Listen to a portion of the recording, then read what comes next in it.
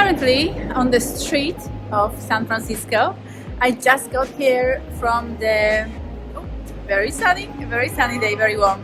I just got here from the airport and I'm just walking around. My hotel won't be ready, my room won't be ready until 3 p.m. So I think it is now about 10, so I've got like 5 hours to just walk around and get to know the place a bit more. I've just attempted to withdraw some cash from an ATM. I'm saying attempted because it didn't work. I wasn't able to. There was just some error message. So I'm gonna try a different ATM. That was just a little bit worrying. Hopefully it's just an ATM issue, a bank issue, and not actually a problem with my Wise card. I'm using a Wise card here, which is very handy for any international money transactions. So hopefully I'll be able to get some cash somewhere else soon.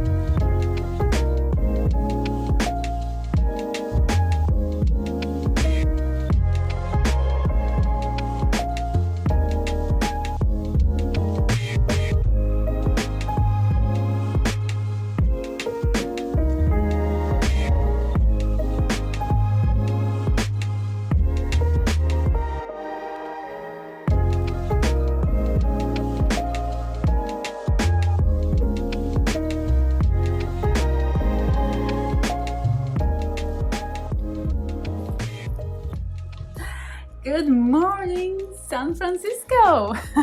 In reality, I am jet lagged as fuck.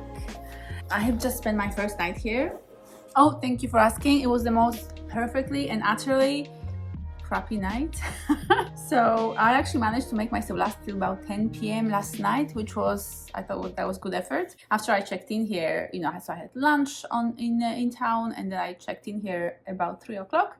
And then my plan was to take myself out to dinner, to find a lovely place nearby and to go out for dinner, like an early dinner, then I have an early night after that. That was the plan. But once I kind of settled here and just started working, doing some admin, going through the footage I've filmed here already, and just like sorting different things out, it got to 6 o'clock, and then it got to 7 o'clock, and I figured, okay, it's a bit late to be going out for dinner now, but maybe I could just like go to find a grocery store and get myself some fruit. Like I wouldn't mind some bananas and some grapes to just have something to snack on. I was like throughout this entire afternoon / late afternoon, I was battling the urge to sleep. My body is so confused right now, which is the reality of the jet lag. So I didn't go out. Every few minutes I had to convince my body to not fall asleep. So I stayed in the room actually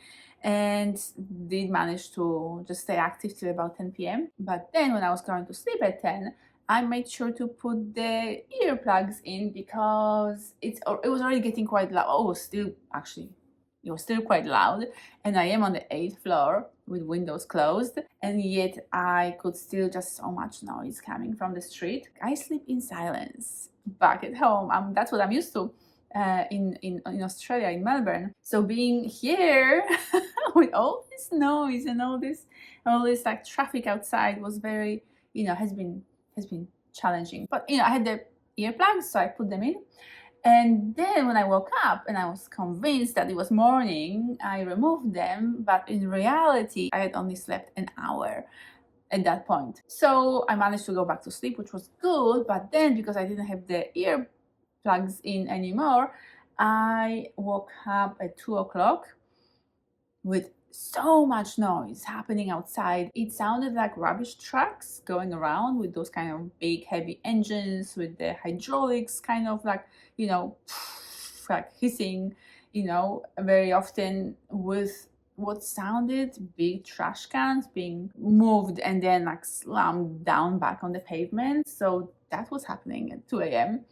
Quite a lot. It wasn't just like one run of tracks. But after that, even though I put my earplugs back in, I just couldn't sleep anymore. So at about 3 o'clock, I picked up a book, put on a light, and I just read till 4. And then I think about 5, I managed to get some more sleep. And then at 8 a.m., my alarm, woke me from my deep, blissful sleep. My body needs to get used to the US time zone now. And I do have a question to all of my American audience or to people who know about American customs and ways of conducting themselves.